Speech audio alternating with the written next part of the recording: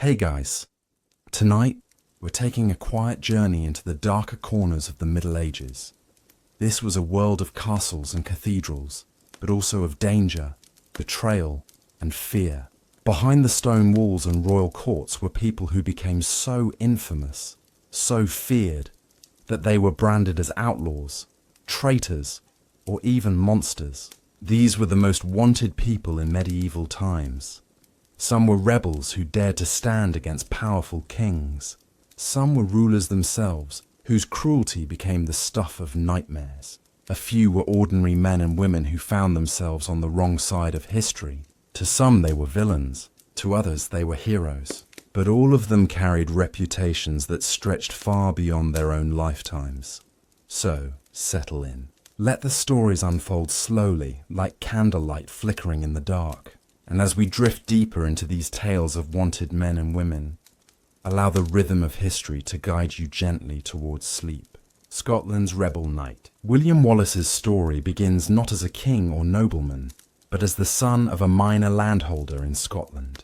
His birth around 1270 placed him in a world already strained by English interference. At that time, Scotland was caught in a fragile balance between its own lords and the growing ambitions of King Edward I of England, a man remembered by the Scots as the Hammer of the Scots. Hey guys, let's picture the world Wallace grew up in. The Scottish countryside was rugged, dotted with stone cottages and windswept fields. The people lived simple lives, bound to the land, fishing the rivers, tending sheep on the hillsides. But beneath that quiet landscape, tensions stirred. Edward of England saw Scotland as weak, a place to be bent under his crown. Wallace's early life is blurred by legend. Some say he studied with the clergy, learning Latin and French. Others claim he was a restless spirit from the beginning, quick to anger and unwilling to kneel. But what is certain is that he carried in him a deep sense of independence, a pride in being Scottish, and a defiance that would eventually set him against the most powerful king in Europe. The spark came, as sparks often do, in a moment of personal confrontation. In one version of the tale, Wallace struck down an English soldier who insulted him in a market. In another, it was retaliation for the killing of his wife, Marion Braidfute, a story immortalized centuries later in poems and film. Whichever tale holds the truth, Wallace's defiance could not be hidden. England now had a new name on its list of wanted men. Word of his rebellion spread quickly. Farmers, shepherds, and common folk, people tired of taxes, of foreign soldiers demanding food and coin, began to rally around him. With nothing but crude weapons, they followed Wallace into the forests and hills, striking at English patrols. He was no knight in shining armor. He was a guerrilla fighter, moving swiftly, vanishing into the rugged land he knew so well. Then came the year 1297. Wallace, joined by Andrew Moray, gathered forces near Stirling. The English army, larger and heavily armed, marched forward across the River Forth. Wallace, with cunning and patience, waited. He let the English cross the narrow wooden bridge, a few at a time, their numbers bottlenecked. Then he gave the order. The Scots charged. The English were trapped, unable to maneuver, unable to retreat. What followed was chaos. Men falling into the river, horses screaming, soldiers cut down before they could even form ranks. It was a crushing Scottish victory. Stirling Bridge became a legend, and Wallace became not just a wanted man, but a symbol of resistance. But glory attracts danger. After Stirling, Wallace was declared Guardian of Scotland. For a brief time he stood at the head of a nation. Yet Edward was not a man to accept defeat. He raised a new army, vast and relentless. At Falkirk in 1298, the two sides met again. This time, the English longbowmen turned the tide. Wallace's schiltrons, tight circles of spearmen, broke under the storm of arrows. The Scots were defeated. Wallace escaped, but his power faded. He resigned as guardian, slipping into the shadows, becoming once again an outlaw hunted across the land. For years, he disappeared from the records, a ghost in his own country. a name whispered with pride by peasants and cursed in English courts. Wallace's disappearance did not mean surrender. Across Scotland, pockets of resistance continued. Wallace himself is thought to have travelled, perhaps even to France, seeking allies. But no kingdom was eager to anger Edward I, whose armies had already crushed Wales and threatened Ireland. Wallace's cause was noble, but it was also dangerous to support. By 1305, Wallace was back in Scotland, leading raids, refusing to yield. To Edward, this defiance was intolerable. Wallace was declared an outlaw not just in Scotland, but across Christendom. The bounty on his head grew. To the English crown he was a traitor. To many Scots he was still a hero. But to survive, Wallace needed loyalty. And loyalty is a fragile thing. The end came through betrayal. Wallace was captured near Glasgow by a fellow Scot, Sir John de Menteith. Some say it was treachery, others that Menteith believed handing Wallace over might save lives. Either way, Wallace was bound and taken to London. In August 1305, the trial began. It was no true trial, of course. Wallace was accused of treason against Edward. His reply became legendary. "I could not be a traitor to Edward, for I was never his subject." These words, calm and defiant, sealed his fate. The punishment was brutal, designed not just to kill but to erase hope. Wallace was dragged through the streets, hanged but cut down alive, then disemboweled, beheaded and quartered. His head was set upon London Bridge. His limbs were sent to Scotland, nailed above gates as warnings. Yet Edward's warning did not break Scotland. Instead, Wallace's death lit a fire that others carried forward. Robert the Bruce would rise in his place, leading Scotland to eventual victory. Wallace did not live to see freedom, but his story became larger than life. Songs were sung, poems written. Centuries later, he would be remembered as the embodiment of Scottish defiance, a man who stood against impossible odds, who refused to bend. History called him an outlaw, England called him a criminal, but Scotland and the world beyond came to call him a hero. And so, in the quiet of night, as we close this chapter, William Wallace remains what he always was. A wanted man, yes, but also a symbol. A reminder that even in the darkest of times, one voice, one sword, and one unbroken spirit can change the course of a nation. The Terror of Wallachia.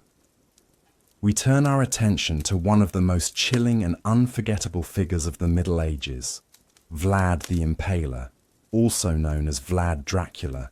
His story is one that blurs the line between history and myth, between the harsh realities of medieval warfare and the legends that grew from his name. To understand Vlad, we need to begin with his birthplace, Wallachia, nestled between the Carpathian Mountains and the Danube River. Wallachia in the 15th century was a small principality squeezed between powerful forces. To the north lay Hungary, a Christian kingdom with ambitions of its own. To the south stretched the vast Ottoman Empire, expanding ever deeper into Europe. Wallachia stood as a frontier, a borderland, often torn apart by larger powers and betrayed by its own nobles. Vlad was born around 1431 in the fortress city of Sighișoara, in what is now modern-day Romania. His father, Vlad II, carried the title Dracul, which meant the dragon, as he belonged to the Order of the Dragon, a knightly order sworn to defend Christendom against the Ottomans. This is where the son, Vlad, gained the name Dracula. Quite simply, it meant son of the dragon. From the very beginning, Vlad's childhood was shaped by violence and politics. His father's position was far from secure. Wallachia's throne was contested by rival boyar families, and loyalties shifted like sand. In 1442, when Vlad was still a boy, his father was forced to hand him and his younger brother Radu over to the Ottomans as hostages. Imagine being just a child, taken from home, sent across the Danube, and placed in the court of the very empire threatening your homeland. the Ottomans did not treat them as mere prisoners. Instead, Vlad and Radu were educated in languages, politics, and military arts. They learned Turkish customs, studied strategy, and were taught the Quran. But beneath this training was also control. The message was clear: your father must remain loyal or your lives are forfeit. For Vlad, this fostered both hatred and cunning. He saw firsthand the power of the Ottoman court, its wealth, its armies, its discipline. He also saw its ruthlessness. Vlad's brother, Radu, adapted well. Handsome and charming, he even earned the nickname Radu the Handsome and grew close to the Ottomans, eventually siding with them in later conflicts. Vlad, however, was different. Stubborn, proud and brooding, he resisted assimilation. He endured beatings and harsh punishments, but he did not break. Instead, he learned to wait, to calculate, and to nurture his rage. When Vlad's father and older brother were murdered by rival boyars in Wallachia, their bodies desecrated, their power stripped away, young Vlad never forgot. To him, the boyars were treacherous, the Ottomans oppressive, and even neighboring Christian rulers unreliable. It seemed everyone around him was a potential enemy. Out of this childhood grew a man who would become both feared and admired, a ruler shaped by betrayal, violence, and survival. In 1448, Vlad made his first bid for the throne of Wallachia. Backed by Ottoman support, he briefly seized power, but his reign lasted only a matter of weeks before Hungarian forces drove him out. This was only the beginning of his long and bloody struggle for control. Over the next decade, Vlad would fight again and again to reclaim Wallachia, sometimes with Ottoman backing, sometimes with Hungarian support, often relying on his own cunning. This was the crucible in which Vlad the Impaler was forged. A man who trusted no one, who believed power was maintained through fear, and who was willing to use terror as a weapon. Later, his enemies would say he delighted in cruelty. His supporters would argue that he was a necessary ruler, protecting his people from chaos and foreign domination. Both may hold some truth. And so, as we drift deeper into this story, remember that Vlad Dracula was not born a monster. He was born into a world that demanded monsters. Every betrayal hardened him. Every loss taught him that mercy was weakness. And every enemy convinced him that only fear could bring order to a land caught between empires. This was the boy who would become the man, the ruler and the terror of Wallachia. Now we move into the heart of his story. His return to Wallachia, his rise to power, and the beginnings of the brutal reputation that would make his name echo through centuries. The year was 1456. Europe trembled under the advance of the Ottoman Empire. The fall of Constantinople just 3 years earlier had shocked the Christian world. The once mighty Byzantine Empire was gone, and the Ottomans now pressed into the Balkans. Hungary, Serbia, and Wallachia all stood as fragile shields against this rising power. In the midst of this chaos, Vlad Dracula returned. With Hungarian support and an army at his back, Vlad seized the throne of Wallachia once again. This time it was not for weeks, but for years. Yet ruling Wallachia was no simple task. The land was divided between the prince and the boyars, the noble families who held enormous power. These nobles had betrayed his father, killed his brother, and shifted loyalties whenever it suited them. Vlad knew he could not trust them, so he decided he would not try. He would rule through fear. Soon after taking power, Vlad invited the boyars of Wallachia to a great feast. It was Easter Sunday, a time of joy and celebration. The nobles arrived in fine clothes, expecting a prince who would seek their counsel and honor their traditions. Instead, Vlad confronted them with questions. He asked how many rulers they had seen rise and fall in their lifetimes. Many answered that they had seen more than a dozen princes. To Vlad, this was proof of their treachery, their endless scheming and betrayal. And so he acted. Some of the boyars were executed on the spot. Others were forced into a march, driven for miles until they collapsed from exhaustion. Survivors were put to work building his fortress at Ponari, high on a cliff above the Argesh River. Few lived to see it completed. This brutal purge broke the power of the boyars and sent a message. Vlad Dracula was not a ruler to be trifled with. From this moment forward, Vlad earned his most infamous title, Tepesh, the Impaler. He adopted a punishment both terrifying and unforgettable, impalement. Victims were mounted on long wooden stakes, the pole driven through the body, sometimes carefully angled to prolong suffering. The impaled were then left upright for days, a forest of corpses serving as a warning to enemies and traitors alike. It may sound monstrous, and it was, but in Vlad's eyes it was necessary. Wallachia was a land surrounded by wolves, the Ottomans pressing from the south, the Hungarians watching from the west, and his own nobles plotting within. He believed only terror could create stability. By making examples of a few, he sought to control the many. Yet Vlad was not only cruel, he was also shrewd. He strengthened defences, secured trade routes, and demanded strict order in his lands. There are stories of a golden cup placed in the public square of Târgoviște, free for any traveller to drink from. None dared steal it, for they knew the punishment. Robbery, theft, corruption, all were crushed with merciless justice. For peasants and villagers, this sometimes meant safety. For nobles and enemies, it meant living in constant fear. Word of Vlad's reign spread quickly. To some, he was a tyrant drenched in blood. To others, he was a stern protector who held back chaos. The truth lay somewhere in between, blurred by legend and rumour. His growing power, however, soon brought him into direct conflict with the greatest threat of his age, the Ottoman Empire. Sultan Mehmed VII, the conqueror of Constantinople, now turned his gaze northward. Wallachia was expected to pay tribute: gold, soldiers, and submission. Vlad had once been an Ottoman hostage, but he would not bow as a ruler. When Ottoman envoys came to Târgoviște and refused to remove their turbans before him, a sign of respect demanded by Vlad, he had the turbans nailed to their heads. This act of defiance was both grotesque and symbolic, a message that Wallachia would not be humiliated.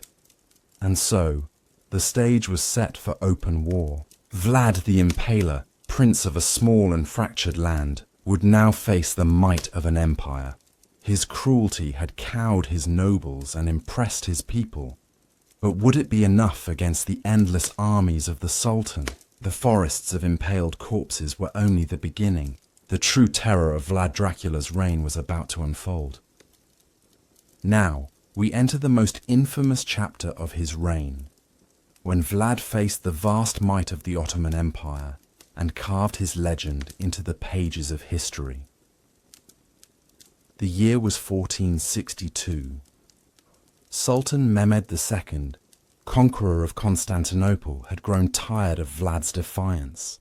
Wallachia was expected to submit, to pay tribute and bend the knee. Instead, Vlad had mocked envoys, attacked Ottoman garrisons, and refused every demand. For the Sultan, this was not just rebellion, it was insult. And so, he gathered an army unlike anything Wallachia had ever seen. By some accounts, Mehmed marched north with more than 100,000 soldiers, cavalry, janissaries, siege engines, and camp followers. Against this tide of men, Vlad could muster perhaps 20,000. It was not an even fight, but Vlad did not plan to fight fairly. He would not meet the Ottomans in open battle. Instead, he would turn his homeland into a nightmare. As the Ottoman army advanced, Vlad unleashed a campaign of scorched earth. Villages were burned, wells poisoned, livestock slaughtered.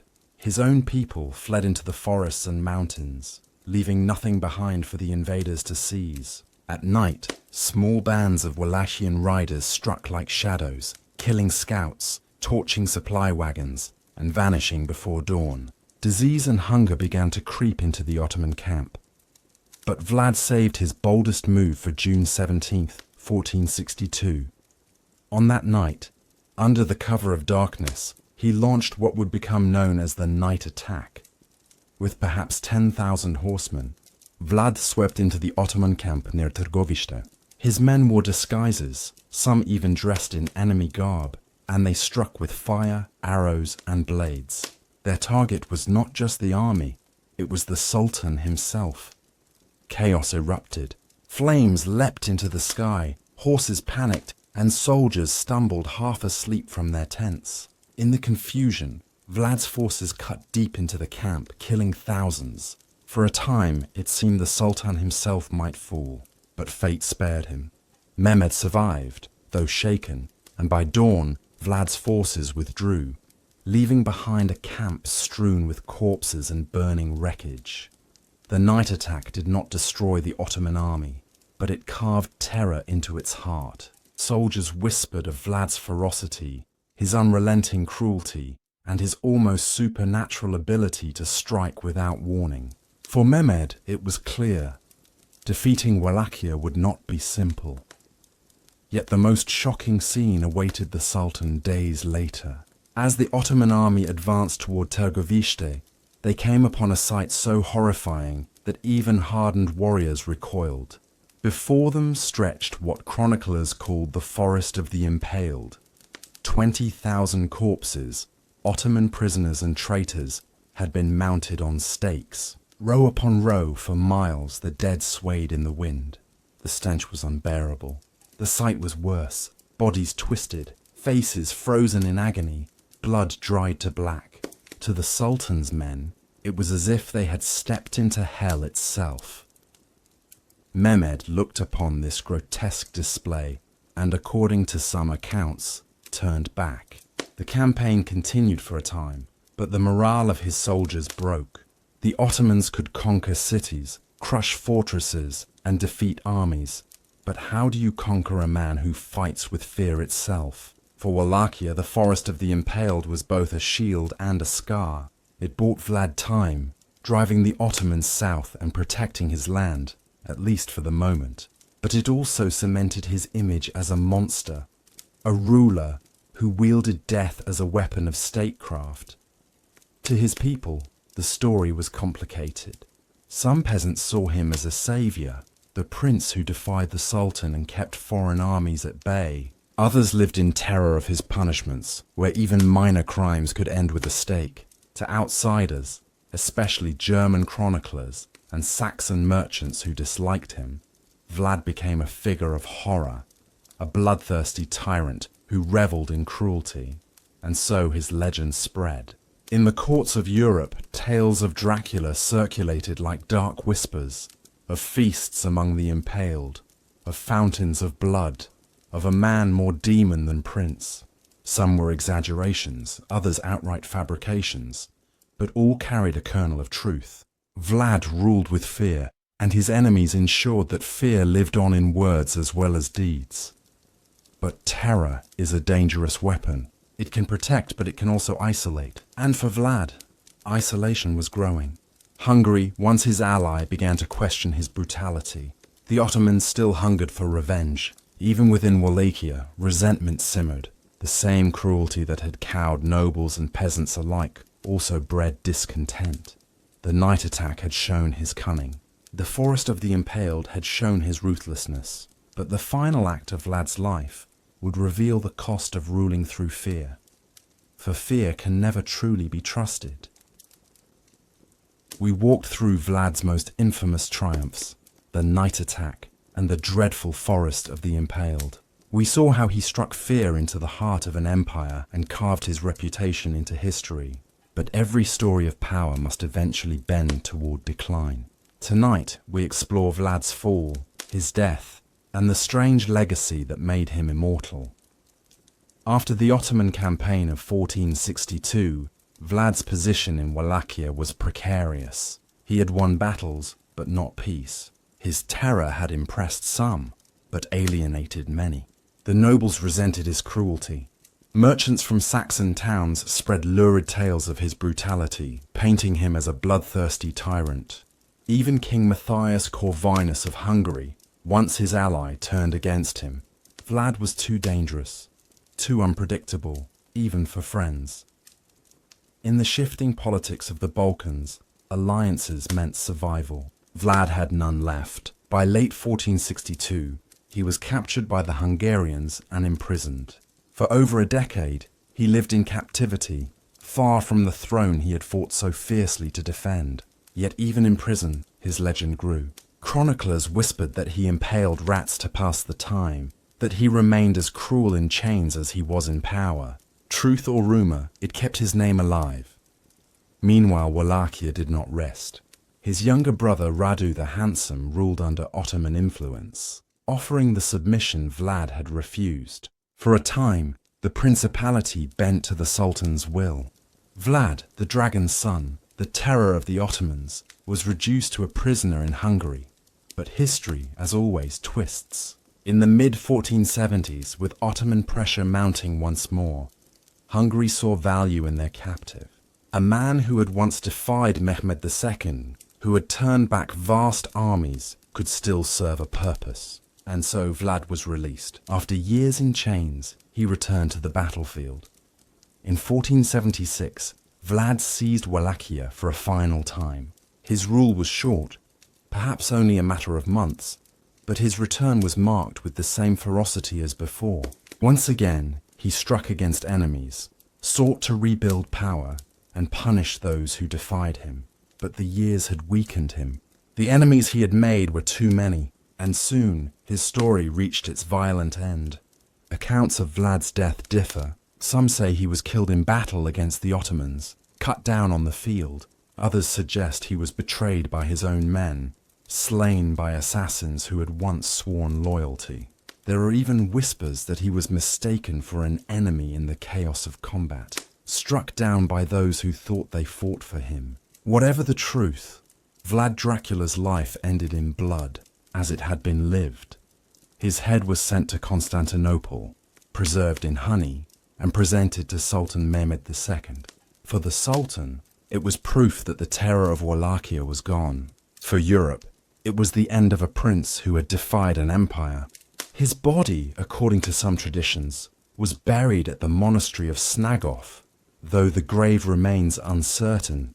Like much of his life, even his resting place is wrapped in mystery. Yet death did not silence him. If anything, it gave birth to legend. In Wallachia, stories of Vlad were remembered with a strange duality. To peasants who valued order, he was a protector, a ruler who punished the wicked and defended his land against invaders. To nobles, merchants, and foreign chroniclers, he was a monster, a tyrant who ruled through cruelty, unmatched in his age.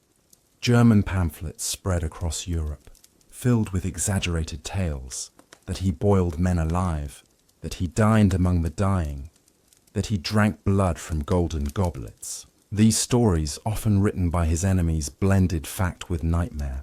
They transformed Vlad from a brutal prince into something darker, a figure half human, half demon. Centuries later, these tales inspired one of the most enduring characters of modern folklore. Count Dracula, Bram Stoker's 1897 novel, borrowed Vlad's name and reputation, though the vampire of fiction bears little resemblance to the historical prince. Yet in the public imagination, Vlad and Dracula became one. The impaler's cruelty gave birth to a creature of eternal night, and so Vlad's legacy endures in layers. In history, he is remembered as a ruthless ruler who used fear as a weapon, a man caught between empires, forced to defend a fragile land. In legend, he is remembered as a monster, his cruelties magnified into horror. In myth, he lives on as Dracula, the vampire lord of Transylvania, immortal in story if not in flesh. As we close this tale, think of Vlad not as a simple villain or hero, but as a man shaped by a brutal age. The Middle Ages were not kind, and Wallachia was a land of betrayal, invasion, and endless struggle. Vlad survived that world by becoming its reflection, hard, merciless, and unforgettable. His enemies wanted him dead. History made him immortal, and his name, whispered in fear, still lingers centuries later. Vlad the Impaler, Dracula, the terror of Wallachia, the disgraced noblewoman. Tonight, we begin a journey into the life of Eleanor de Clare, a woman who never led armies, never carried a sword, and never fought on a battlefield, yet still became one of the most wanted figures of her age. Her story is not about knights in armor or rebels in the forest, but about power, politics, and how a noblewoman could be brought down by scandal in a world where even whispers could destroy a life. Eleanor de Clare was born in 1292 into one of the wealthiest and most powerful families in medieval England. She was the granddaughter of King Edward III, remembered as the Hammer of the Scots, and niece to Edward II. Her father, Gilbert de Clare, the Red Earl of Gloucester, controlled vast estates across England and Wales. The de Clare inheritance was legendary, and when her father died in 1295, his lands were divided among his heirs. Eleanor, still a child, became an heiress of enormous wealth and prestige. In medieval society, an heiress was never just a person. She was a prize, a living symbol of land, money, and political power. Marriages were arranged not for love, but for alliances. And so, Eleanor's hand was given to Hugh Despenser the Younger, an ambitious knight whose fortunes skyrocketed once he married her. With Eleanor's inheritance behind him, Hugh became one of the most influential men at the English court. Hugh's rise was meteoric. He became the favourite of King Edward II, gaining titles, lands, and influence. Eleanor, as his wife, stood beside him. She was lady of the court, a royal niece, mother to his children, and the mistress of great estates. On the surface, her life looked golden. But in politics, every rise creates enemies. The Despensers enriched themselves at the expense of other nobles, seizing lands and provoking resentment. Rumours painted Hugh as greedy, ruthless, and manipulative. Eleanor, by virtue of her marriage, was tied to every decision he made. By the late 1320s, tension exploded. Queen Isabella, wife of Edward II, turned against her husband.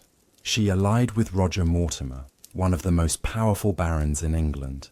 Together, Isabella and Mortimer raised an army and invaded. The king's supporters fell one by one. Hugh Despenser the Younger, Eleanor's husband, was captured and executed in 1326 in a manner so brutal it shocked even that violent century. He was hanged, drawn, and quartered, his body parts displayed across the kingdom as a warning. For Eleanor, the fall was devastating. Overnight, she went from the wife of the king's favourite to the widow of a disgraced traitor. Her vast inheritance was seized by the crown. Her children's futures were endangered, and she herself was placed under suspicion. In medieval England, guilt by association was common. A wife could be accused alongside her husband, even if she had little role in his actions. For Eleanor, the shadow of treason fell directly across her, yet Eleanor was not broken. Even as a widow, she remained determined to protect her family and reclaim her place. She began the long, exhausting fight to recover her lands and secure her children's rights. But the new rulers of England, Isabella and Mortimer, distrusted her. Eleanor was closely watched, treated not as a royal niece but as a potential conspirator.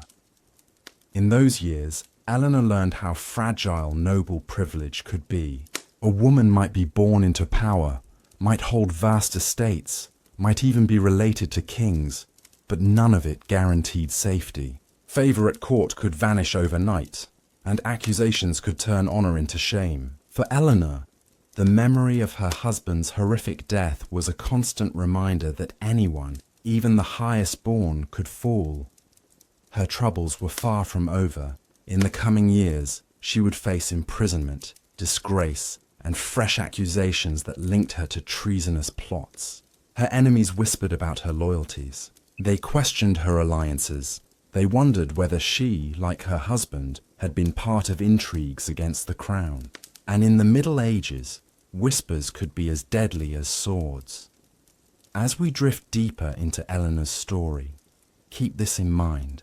Not every outlaw in the medieval world lived outside the law. Some lived at the very heart of power, only to be cast down when politics turned against them.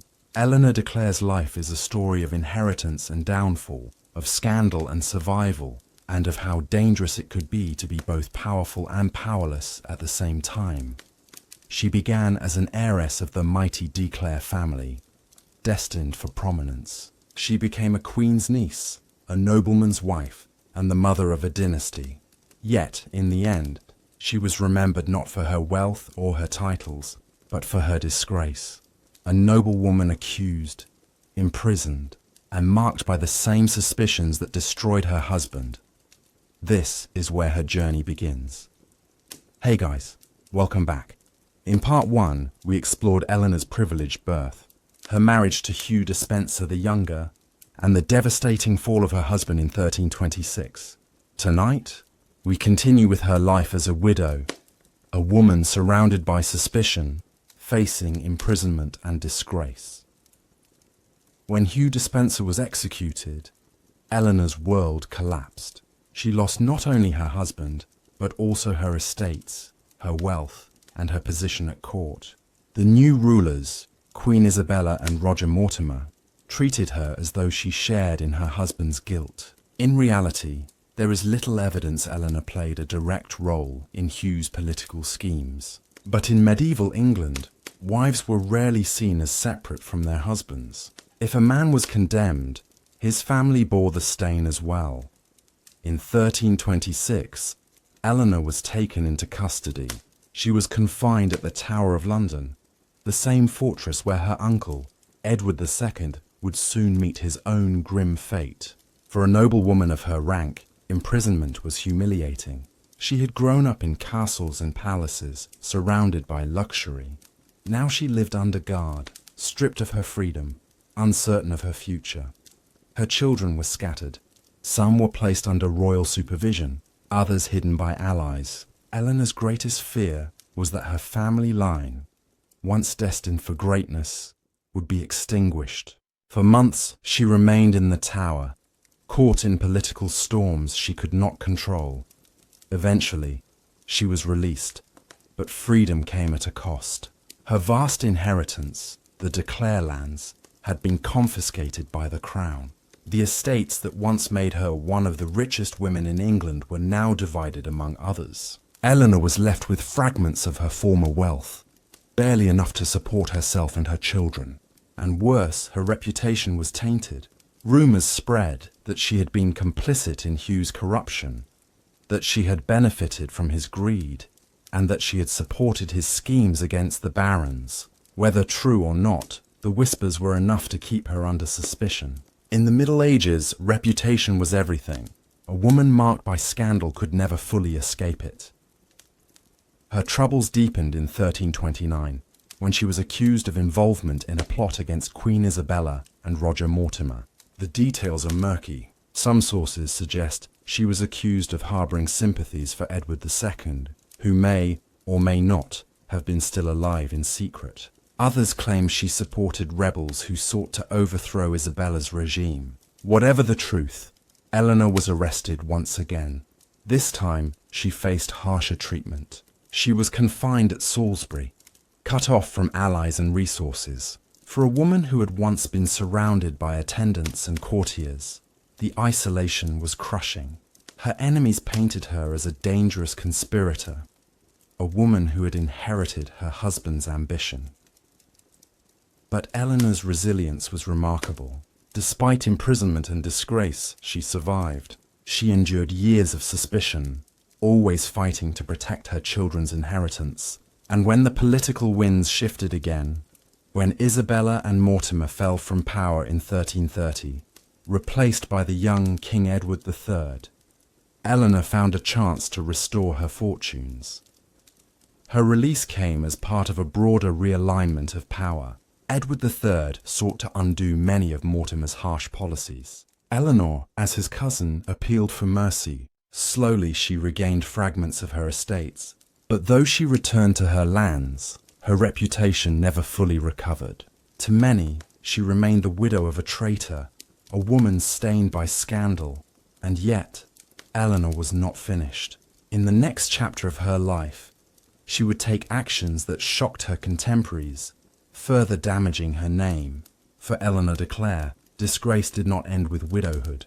It deepened through choices that blurred the line between survival and scandal. Hey guys, welcome back. In part 1, we explored Eleanor's privileged birth, her marriage to Hugh Despenser the Younger, and the devastating fall of her husband in 1326.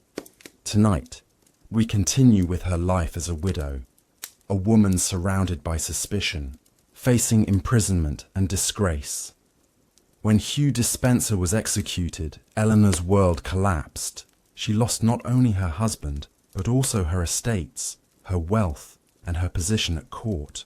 The new rulers, Queen Isabella and Roger Mortimer, treated her as though she shared in her husband's guilt. In reality, there is little evidence Eleanor played a direct role in Hugh's political schemes. But in medieval England, wives were rarely seen as separate from their husbands. If a man was condemned, his family bore the stain as well. In 1326, Eleanor was taken into custody. She was confined at the Tower of London, the same fortress where her uncle, Edward II, would soon meet his own grim fate. For a noble woman of her rank, imprisonment was humiliating. She had grown up in castles and palaces, surrounded by luxury. Now she lived under guard, stripped of her freedom, uncertain of her future. Her children were scattered. Some were placed under royal supervision, others hidden by allies. Eleanor's greatest fear was that her family line, once destined for greatness, would be extinguished. For months, she remained in the tower, caught in political storms she could not control. Eventually, she was released, but freedom came at a cost. Her vast inheritance, the de Clare lands, had been confiscated by the crown. The estates that once made her one of the richest women in England were now divided among others. Eleanor was left with fragments of her former wealth, barely enough to support herself and her children. And worse, her reputation was tainted.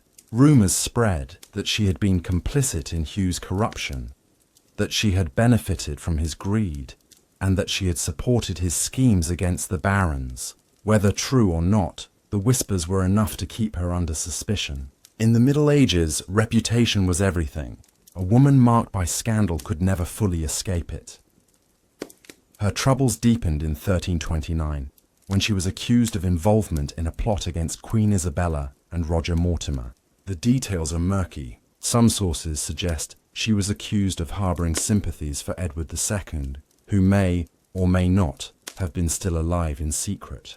Others claim she supported rebels who sought to overthrow Isabella's regime. Whatever the truth, Eleanor was arrested once again. This time, she faced harsher treatment. She was confined at Salisbury, cut off from allies and resources. For a woman who had once been surrounded by attendants and courtiers, the isolation was crushing. Her enemies painted her as a dangerous conspirator, a woman who had inherited her husband's ambition. But Eleanor's resilience was remarkable. Despite imprisonment and disgrace, she survived. She endured years of suspicion, always fighting to protect her children's inheritance. And when the political winds shifted again, when Isabella and Mortimer fell from power in 1330, replaced by the young King Edward III, Eleanor found a chance to restore her fortunes. Her release came as part of a broader realignment of power. Edward III sought to undo many of Mortimer's harsh policies. Eleanor, as his cousin, appealed for mercy. Slowly she regained fragments of her estates. But though she returned to her lands, her reputation never fully recovered. To many, she remained the widow of a traitor, a woman stained by scandal. And yet, Eleanor was not finished. In the next chapter of her life, she would take actions that shocked her contemporaries, further damaging her name. For Eleanor de Clare, disgrace did not end with widowhood. It deepened through choices that blurred the line between survival and scandal. Hey guys, welcome back. In part 3, we explored Eleanor's scandalous second marriage to William Le Zouche. the family disputes that followed, and the long shadow of disgrace. Now, in this final part, we look at her closing years, her death, and the complicated legacy she left behind. A life marked by turmoil by the mid-1330s. Eleanor de Clare had endured more than most women of her age. She had been born into immense privilege as the granddaughter of King Edward III, heiress to the vast de Clare estates. She had married Hugh Despenser the Younger, who rose to become the favourite of Edward II. She had lived at the glittering centre of court, only to watch her husband brutally executed, her children scattered, and her lands stripped away. Then she had endured 2 imprisonments, first in the Tower of London, then at Salisbury, accused of conspiracy and treason. She had remarried in scandal, provoking outrage from chroniclers and resentment from her children. For every attempt she made to rebuild her life, another rumour, lawsuit, or accusation dragged her back into controversy. By the time she reached her mid-40s, Eleanor's life was far removed from the promise of her youth. She was no longer the bright heiress of England's most powerful family. Instead, she was a widow marked by disgrace, remembered more for scandal than for glory, managing her estates. Despite her reputation, Eleanor was not powerless. After the fall of Isabella and Mortimer in 1330, young Edward III restored part of her inheritance, though far less than what her father had once controlled. These lands gave Eleanor a measure of security. She spent much of her later life managing these estates. Records show her involvement in charters, lawsuits, and disputes. The courts of medieval England were filled with cases involving property, and Eleanor appeared frequently as a litigant, defending what was left of the de Clare legacy. These legal battles reveal her determination. Even in disgrace, she fought to protect her family's rights. She was not content to retreat into obscurity. Instead, she remained active, a presence that could not be ignored. But the lawsuits also reveal her vulnerability. Her second husband, William Lazouche, was often entangled in disputes that made her look opportunistic or greedy. Her children by Hugh Despenser feared that Zouche would diminish their inheritance. The family rift widened, leaving Eleanor caught between loyalty to her children and loyalty to her new husband, a reputation that never healed. For all her efforts, Eleanor's reputation never recovered. Chroniclers of the 14th century remembered her as the widow of a traitor and the scandalous wife of Zouche. Even when she lived quietly, she was described with suspicion. This judgment reflects not only her choices, but also the double standards of her time. A noblewoman was expected to embody loyalty, piety, and obedience. Eleanor had survived imprisonment, remarried controversially, and fought for her estates in court. To her contemporaries, these acts seem defiant. To modern eyes, they seem like survival. But history is written by chroniclers, and most were men hostile to the Despenser family.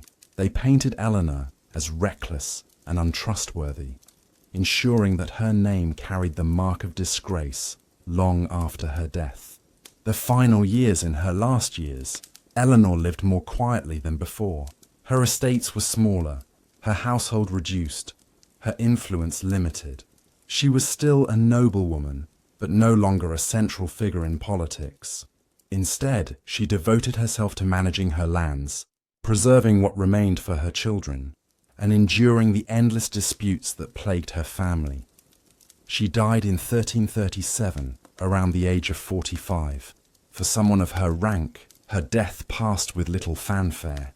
There was no grand funeral, no glowing praise in chronicles. She left the world as she had lived for much of her later life, in the shadow of disgrace.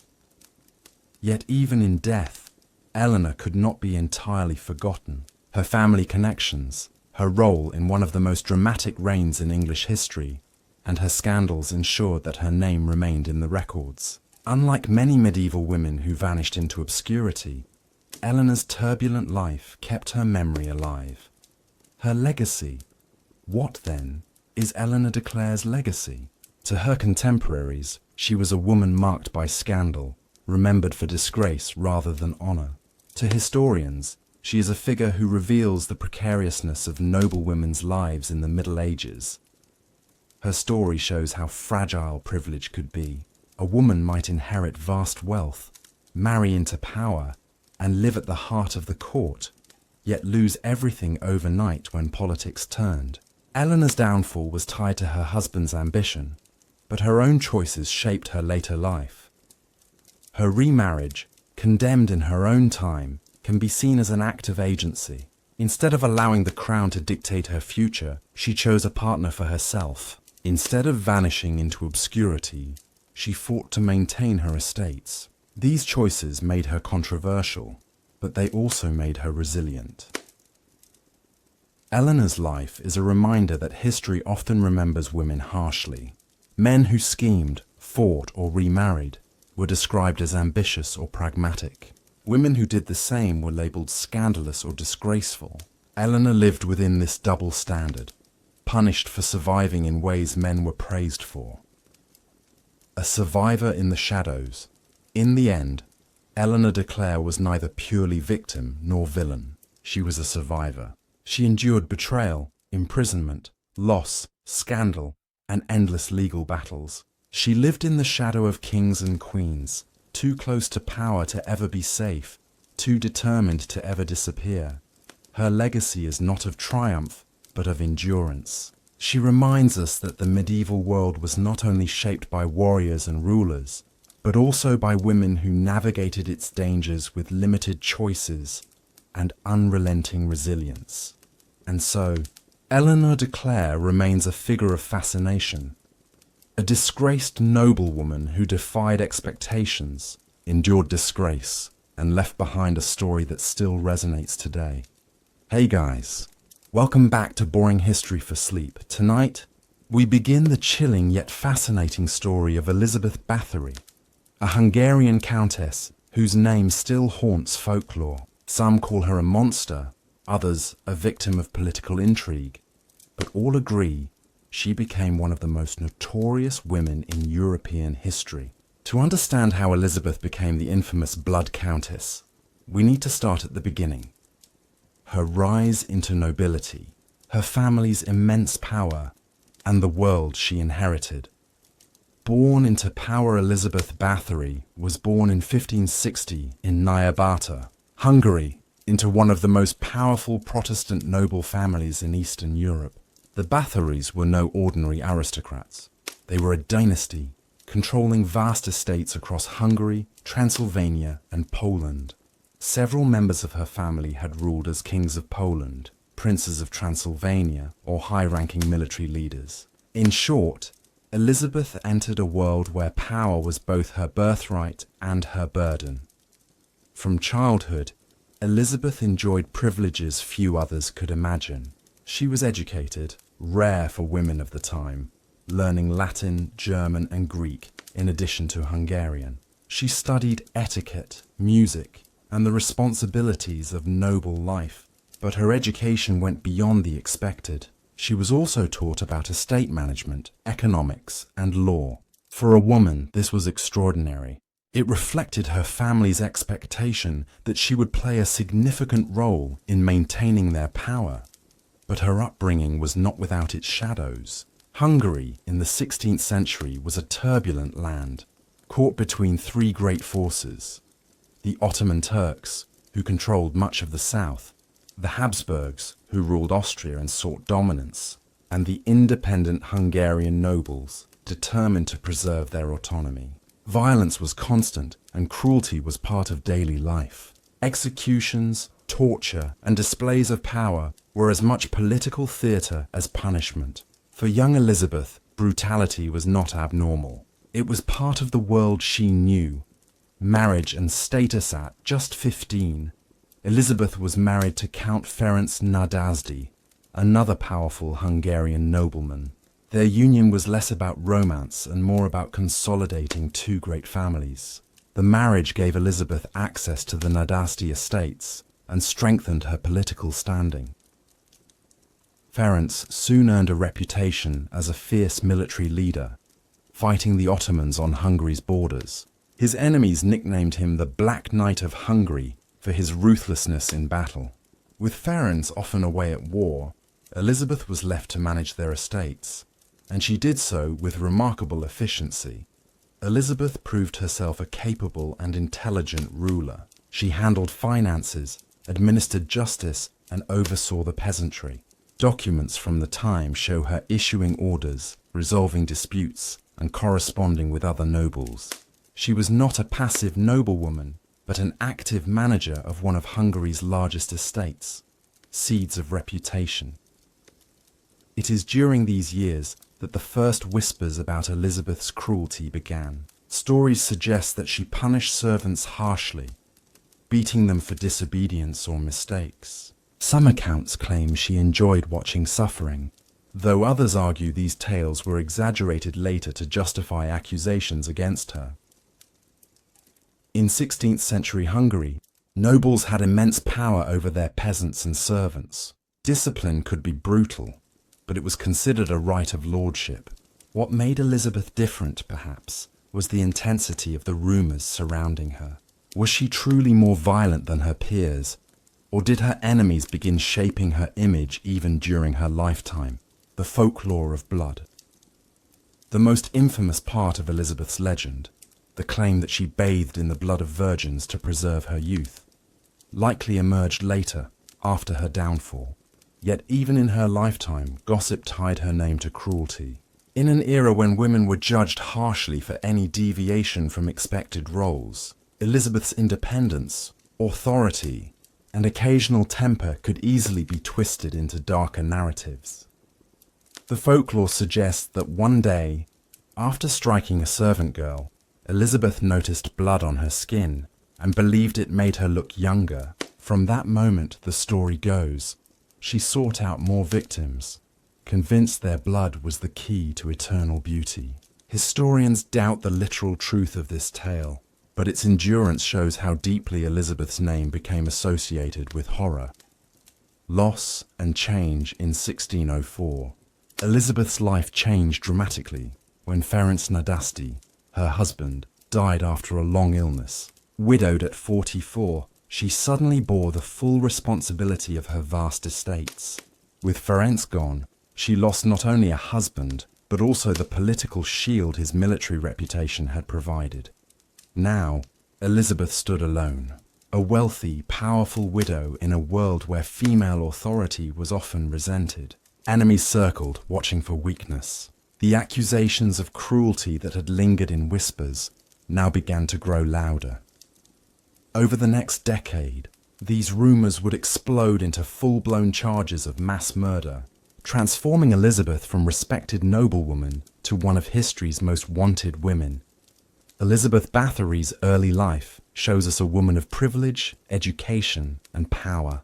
She was capable, intelligent, and perhaps strict to the point of cruelty.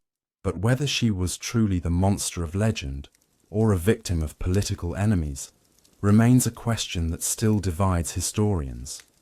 What is certain is this: the seeds of her dark reputation were planted long before her trial. As we move into part 2, we'll step deeper into the accusations, the testimonies, and the growing fear that surrounded her name. Hey guys, welcome back. In part 1, we saw Elizabeth Bathory's rise, from heiress to countess, from a powerful marriage to widowhood. Now we enter the darker half of her life, the years when rumours of cruelty exploded into accusations of mass murder. This is the period that earned her the name history remembers, the Blood Countess. Whispers become testimonies after her husband Ferenc Nadasti's death in 1604. Elizabeth became one of the wealthiest widows in Hungary. She controlled estates, castles, and a fortune that rivaled that of kings. But with great wealth came enemies. Rival nobles, jealous of her power, began to whisper louder about the strange punishments she inflicted on her servants. At first, these were dismissed as exaggerations. All nobles punished their peasants, sometimes brutally. But over time, rumours grew. Servants were said to vanish. Families whispered that their daughters, sent to serve the Countess, never returned. By 1609, the gossip had transformed into something far more sinister. Claims that Elizabeth was torturing and murdering young women in her castles. Political climate. To understand why these accusations exploded, we must look at the politics of the time. Hungary was divided between the Ottoman Empire, the Habsburg monarchy, and semi-independent nobles. It was a land of shifting loyalties and constant suspicion. The Habsburgs, rulers of Austria, eyed Elizabeth's fortune with interest. A powerful widow with vast lands could be both a threat and a prize. By discrediting her, they could seize her wealth and weaken her family's influence. In this climate, the perfect storm was created. A wealthy widow, long-standing rumors of cruelty, and political rivals eager to bring her down. The investigation in 1610, King Matthias II ordered an investigation into Elizabeth's alleged crimes. He sent György Thurzó, the Palatine of Hungary, essentially the king's deputy, to lead the inquiry. Thurzó was both a family ally and a political opportunist. He had much to gain if Elizabeth fell. Witnesses were summoned. Servants, neighbours, and even minor nobles testified against her. The records claim that over 300 witnesses gave statements. They described horrifying scenes. Girls beaten, burned, starved, mutilated. Some swore they had seen bodies buried near her castle. Others told of screams echoing from her chambers at night. The most damning testimony came from her own servants. Several of her household staff, including a woman named Dorothea Sentes, nicknamed Dorka, and men called Fico and Janos Uvari, were accused of helping her capture and torture victims. Under interrogation, they confessed, though torture may have played a role in extracting these confessions. The arrest in December 1610, Thurzó made his move. He and his men stormed Elizabeth's castle at Šešte, today Čačtice in Slovakia. According to legend, they found half-dead girls in her chambers and bodies hidden around the castle grounds. Whether this was fact or propaganda remains debated. Elizabeth was placed under house arrest immediately. Unlike her servants, she was never put on trial in the traditional sense. As a noblewoman of high rank, it was considered improper to execute her publicly, but her accomplices were not so fortunate. The servants' trial in 1611, Elizabeth's servants were tried for murder and torture. The testimonies were shocking. They described how young girls, mostly peasant daughters, but sometimes even minor noblewomen, were lured to the castle with promises of work or education. Once inside, they claimed, Elizabeth subjected them to unimaginable cruelty, beatings, burning with hot irons, stabbing with needles, starvation, freezing, and even mutilation. The servants claimed Elizabeth herself often took part, sometimes directing them, sometimes committing the acts with her own hands. Whether these confessions were truthful or shaped by torture is still a matter of debate. In the end, the verdict was clear. Several servants were executed, burned at the stake or beheaded, their deaths serving as a grim warning. Their confessions painted Elizabeth as the mastermind, the central figure in a house of horrors. The count of victims, one of the most sensational claims from the trial, was the number of Elizabeth's victims. Some witnesses suggested she had killed dozens, others claimed hundreds. One rumor, reported years later, suggested a servant had found a list in Elizabeth's handwriting naming more than 650 girls. Historians doubt this enormous number. It may have been an exaggeration, a way to make her crime seem even more monstrous. Still, even conservative estimates suggest dozens of young women died at her estates, far too many to ignore. The house arrest Elizabeth's punishment was unique. Rather than face public execution, she was sentenced to life under house arrest in her castle at Šešte. Legend says she was bricked into a set of rooms with only small openings for food and water. Modern historians suggest this may be an exaggeration. More likely, she was confined to her quarters under guard, unable to leave. This punishment reflected both her status and her notoriety. To execute her would have been scandalous for a noble family of her rank. To set her free would have outraged the public. House arrest was a compromise. She was punished, but discreetly, hidden away in her own fortress. Myth and reality. Even at the time, people wondered, was Elizabeth truly guilty of all she was accused of? Or was she the victim of a political conspiracy? On one hand, the number of witnesses, the consistency of testimonies, and the confessions of her servants suggest that terrible crimes did take place. On the other, the involvement of powerful men like Thurzo and King Matthias, who stood to gain from her downfall, casts doubt. Elizabeth was enormously wealthy. By branding her a criminal, her lands could be seized and redistributed. The truth may lie somewhere between. Perhaps Elizabeth was indeed cruel, punishing servants harshly, and perhaps young women did die under her roof. But the more sensational tales, bathing in blood, hundreds of victims, may have been exaggerations, woven into legend by enemies who wanted her remembered as a monster. By 1611, Elizabeth Bathory was no longer the powerful widow who ruled vast estates. She was a prisoner in her own castle, branded as one of history's most terrifying women. Her servants were executed, her reputation destroyed, and her name forever tied to horror. As we move into part 3, we will explore her years in captivity, her death, and how the legend of the Blood Countess grew even darker after she was gone. Hey guys, welcome back. In part 2, we trace the accusations that transformed Elizabeth Bathory from noble widow to notorious criminal. We saw how King Matthias II and Georgi Thurzo gathered testimony, executed her servants, and locked her away. Now we turn to the final years of her life. Years of confinement, isolation, and the slow transformation of a woman into a legend. The castle prison. After her servants' executions in 1611, Elizabeth herself was never brought before a full trial. Her noble status spared her the humiliation of public execution, but not the shame of permanent confinement. She was condemned to live out her days under house arrest at her own fortress in Szejde, perched on a hill in what is now Slovakia. Legend paints a vivid image that she was walled into a chamber, bricks sealing every exit, with only small slits left open for food and water. It is said she could not leave, could not walk the halls, could not see the sun. While modern historians question whether she was literally bricked in, there is little doubt her movements were severely restricted. Guards were posted, visitors were controlled. The woman who once commanded estates across Hungary now could not step outside her own room without permission.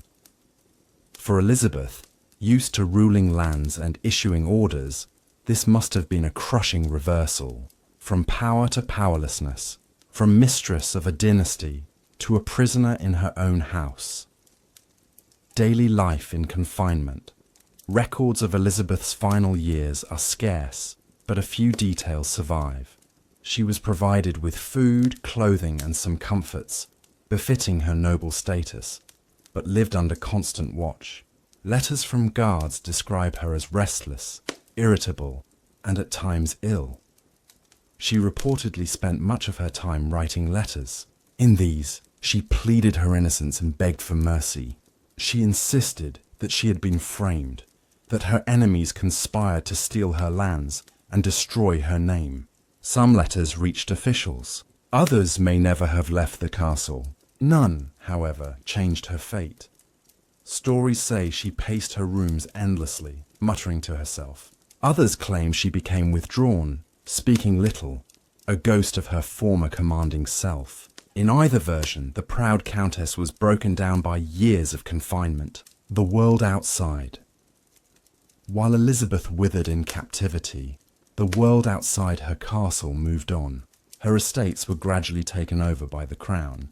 King Matthias and Thurzo ensured her fortune was redirected, easing their own debts and strengthening their influence.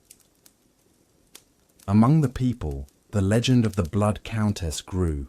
Stories spread of hundreds of girls lured to her castle and never seen again. Tales of torture became more vivid with each retelling.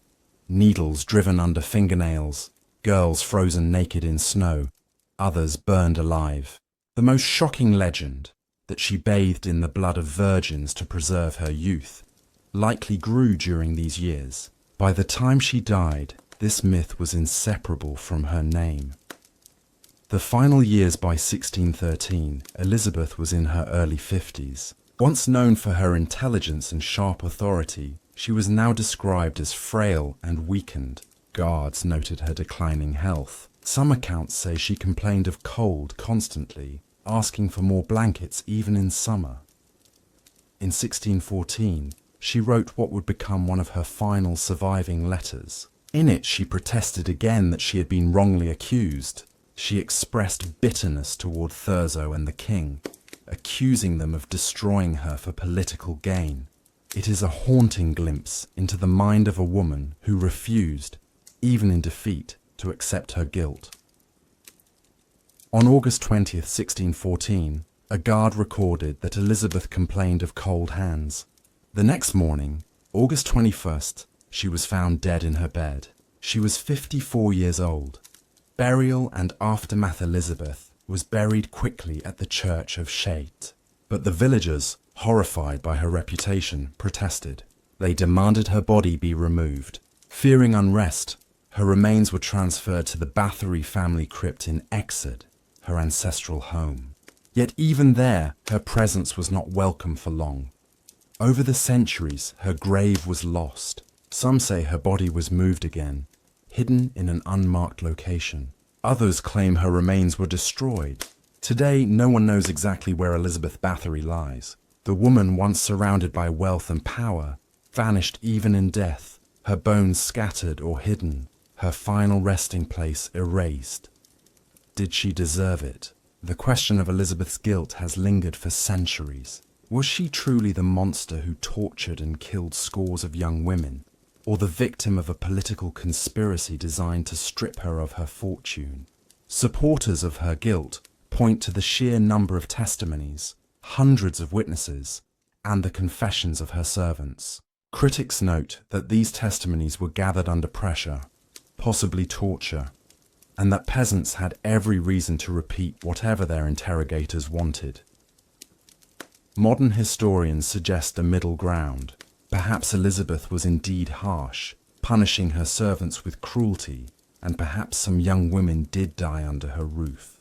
But the image of a blood-bathing monster with hundreds of victims may have been an invention, a myth created by her enemies, amplified by folklore, and kept alive by a public hungry for tales of horror. The transformation into Legend Elizabeth's imprisonment and death did not end her story. If anything, they gave birth to her legend. The tales of her crimes spread across Hungary and then into Europe. By the 18th century, writers linked her to vampire folklore, inspired by her supposed thirst for blood. She became a figure whispered about in taverns, remembered in ballads, and feared in bedtime stories. By the 19th century, the age of Gothic literature transformed her into something more. She became the Blood Countess, a noblewoman who bathed in blood to remain forever young. This legend placed her alongside Dracula and other monstrous figures, cementing her as one of history's most infamous women. Elizabeth Bathory died alone, a prisoner in her own fortress, her name already cursed by legend. Whether she was guilty of unspeakable crimes or the victim of ruthless politics, she was erased from noble respectability and immortalized in infamy. In our final part, Part 4, we'll examine the legacy she left behind, how her story was retold, reimagined and transformed across centuries into one of the most enduring myths of cruelty and horror. In Part 3, we followed Elizabeth Bathory through her imprisonment at Sayta Castle and her lonely death in 1614. Now, in this final part, we explore what came after, how her story survived, transformed, and grew into one of the most powerful legends of cruelty in European history. From woman to myth, When Elizabeth died, she was already infamous in Hungary. Villagers whispered about the screams heard at night, about daughters who never came home, about a countess who delighted in torment. The authorities may have confined her body to the shadows, but her reputation was far harder to bury. In the immediate years after her death, official records described her as guilty of heinous crimes. The testimonies from her servants, whether coerced or not, formed the backbone of her story. But as the years passed, fact began to blur with rumour, and rumour with legend. Elizabeth ceased to be a woman of flesh and blood. She became a cautionary tale, an example of what happens when power and cruelty combine. The blood legend. The most famous element of her myth, the claim that she bathed in the blood of virgins to preserve her youth, almost certainly emerged after her death. No contemporary trial documents mention it directly. Instead, the earliest sources describe harsh punishments, not ritual bathing. Yet by the 18th century, storytellers in Hungary and beyond were repeating the blood legend. It was irresistible. A wealthy noblewoman so obsessed with beauty that she murdered to maintain it. This detail linked Elizabeth with deeper cultural fears. The fear of women with too much power, the fear of aging, and the fascination with blood as both life and corruption. The legend stuck, reshaping her image forever. From then on, Elizabeth was no longer just a cruel noblewoman. She was the blood countess, connection to vampire lore. The timing of Elizabeth's legend could not have been more perfect. In the 18th century, Europe was gripped by a vampire craze. Reports of the dead rising to drink the blood of the living spread from Eastern Europe to the salons of Paris and London. Writers and scholars debated the reality of vampires. Elizabeth's story fit neatly into this atmosphere. A countess draining the blood of virgins sounded eerily like vampirism. By the 19th century, Gothic writers were linking her directly to vampire folklore. She became a female counterpart to Dracula, her castle a stage for horrors as chilling as any Transylvanian crypt. When Bram Stoker published Dracula in 1897, he did not directly base his character on Elizabeth, but readers quickly drew comparisons. Both were aristocrats from Eastern Europe, both associated with blood, both immortalized as monsters. Over time, Elizabeth was absorbed into the same cultural shadow as Dracula himself. A feminine monster, Elizabeth's legend also played on anxieties about women in power. In a world where noblewomen were expected to be passive and obedient, Elizabeth had been independent, wealthy, and commanding. Her downfall transformed those qualities into monstrosities. The cruel mistress who punished her servants too harshly became, in legend, the sadistic vampire who slaughtered innocents. Her authority over estates became the power to trap and kill. Her beauty and vanity became the motive for blood rituals. By exaggerating her faults into horror, her enemies, and later storytellers, created a monster out of a woman who refused to fit her prescribed role. Historians and doubts in the 20th century. Historians began re-examining Elizabeth's case. Some argued that she may have been framed by political rivals, particularly Georgi Thurzo and King Matthias II. Her vast wealth made her a target. By discrediting her, her lands could be seized without resistance. Skeptics point to inconsistencies in the testimonies and the lack of physical evidence. If hundreds of girls truly died at Cheta Castle, where were the mass graves? If she bathed in blood, why did no trial record mention it? Others maintain that while the blood legend was myth, Elizabeth was indeed guilty of cruelty. Even without supernatural exaggeration, dozens of testimonies describe horrific punishments.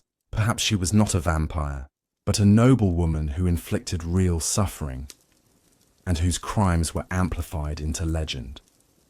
The Blood Countess, in culture Elizabeth's story, has inspired countless works of art, literature, and film. In the 19th century, poets wrote about her as a figure of beauty and terror. In the 20th, she appeared in horror films, novels, and heavy metal songs. Modern adaptations often present her as both villain and victim, a cruel killer, but also a woman trapped by the politics of her age. Some portray her as a vampire, others as a tragic figure. Each retelling adds to the legend, ensuring that she is remembered not as a forgotten noblewoman, but as one of history's most enduring monsters. What she represents Elizabeth. Bathory's legacy is powerful because it touches on universal themes, power and corruption, how wealth and authority can distort justice, fear of aging and beauty, the lengths people might go to preserve youth, gender and suspicion, how independent women are often turned into villains, folklore and exaggeration, how stories grow beyond fact into myth. She represents the danger of unchecked authority, but also the danger of propaganda. She reminds us that history is not always a record of truth, but often a reflection of fear, envy, and imagination. Elizabeth Bathory died alone in her castle, but her story lived on. In life, she was a powerful noblewoman brought down by scandal. In death, she became the Blood Countess, a legend whispered across Europe, a symbol of cruelty and horror. Whether guilty of monstrous crimes or condemned by her enemies, she remains one of history's most wanted women, a figure who continues to fascinate, terrify and inspire even 4 centuries later. So tonight, as you drift into sleep, remember how a single life can echo through centuries. Elizabeth Bathory began as a noble heiress, lived as a widow in power, and ended as a prisoner. But in legend, she became something more. A shadow that still haunts the imagination. Hey guys, and so we come gently to the end of tonight's journey. We've walked through the winding paths of the Middle Ages, meeting rebels and rulers, warriors and noblewomen, saints and sinners, each of them marked as wanted, each of them remembered in ways they may never have imagined. Some were feared as monsters, others honored as heroes. Some left behind truth, and some only left behind legend. But in every story, we find a reminder of how fragile power can be, how reputation can be both weapon and curse, and how history never truly lets go of its shadows.